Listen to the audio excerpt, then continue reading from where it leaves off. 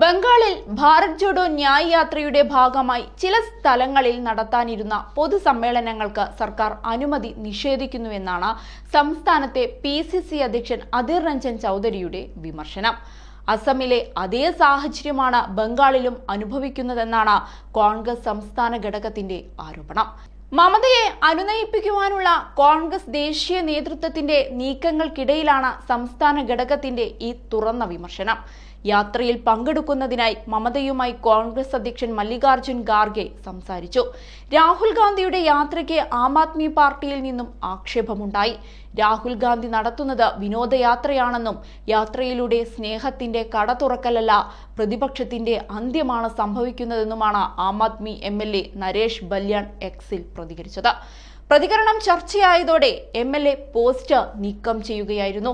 ഭാരത് ജോഡോ ന്യായ് യാത്രയ്ക്കെതിരെ നേരത്തെ JDUവും ആരോപണം ഉന്നയിച്ചിട്ടുണ്ട്. അതേസമയം രാഹുലിനെ നിരാശപ്പെടുത്തുന്ന പല കാര്യങ്ങളും ഈ യാത്രയിൽ സംഭവിക്കുന്നുണ്ട്. രാഹുൽ ഗാന്ധിയെ കാണാനും പ്രസംഗം കേൾക്കാനും ആളുകൾ എത്താത്തതും വാർത്താ പ്രാധാന്യം ലഭിക്കാത്തതും കോൺഗ്രസിന് തിരിച്ചടിയാവുന്നുണ്ട്. ആസാമിലടക്കം രാഹുലിന്റെ യാത്ര ക്രമസമാധാന പ്രശ്നമായി മാറിയതും കോൺഗ്രസ് നേതാക്കൾക്കെതിരെ പോലീസ് കേസുകൾ വന്നതും യാത്രയുടെ നിറം കെടുത്തി. വടക്കുകിഴക്കൻ സംസ്ഥാനങ്ങളിൽ രാഹുലിന്റെ യാത്രയ്ക്ക് തണുത്ത പ്രതികരണമാണ് ലഭിച്ചത്. അസാമിൽ പോലീസുമായി കോൺഗ്രസുകാർ പലയിടത്തും ഏറ്റുമുട്ടിയതും ജനക്കൂട്ടം പ്രധാനമന്ത്രിക്ക് ജയ് വിളിച്ച് രാഹുലിനെ നിരവധി സ്ഥലത്ത് തടഞ്ഞതും യാത്രയെ വിവാദത്തിലാക്കി.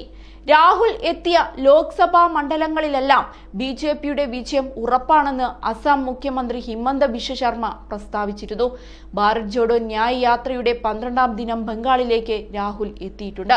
എന്നാൽ ഇന്ത്യ സഖ്യവുമായി ഇനി യാതൊരു ബന്ധവുമില്ലെന്ന് മമതാ ബാനർജി പ്രഖ്യാപിച്ചത് രാഹുലിന് തിരിച്ചടിയായിരിക്കുകയാണ്. 6 ദിവസത്തോളം ബംഗാളിലൂടെ സഞ്ചരിക്കുന്ന യാത്രയ്ക്കെതിരെ തൃണമൂൽ പ്രവർത്തകരുടെ ഭാഗത്തുനിന്ന് അക്രമങ്ങൾ ഉണ്ടാവാതിരിക്കാനുള്ള ശ്രമത്തിലാണ് കോൺഗ്രസ് ഇന്ന്. കോൺഗ്രസിന്റെ ലോക്സഭാ കക്ഷി നേതാവ് അധീർ രഞ്ജൻ ചൗധരിക്കെതിരെ പരസ്യമായ അതൃപ്തി തൃണമൂൽ പ്രകടിപ്പിച്ചു കഴിഞ്ഞു. അധീറിനെ ബംഗാൾ PCC അധ്യക്ഷ സ്ഥാനത്ത് നിന്ന് മാറ്റേണ്ട അവസ്ഥയിലാണ് കോൺഗ്രസ് ഇന്ന്.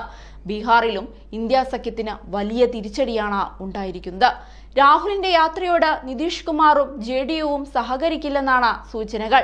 ഇന്ത്യ സഖ്യത്തിന്റെ ചെയർമാനായി മല്ലികാർജുൻ ഖാർഗെയെ കോൺഗ്രസ് പ്രഖ്യാപിച്ചതോടെയാണ് നിതീഷ് കുമാർ ഉടക്കിയത്.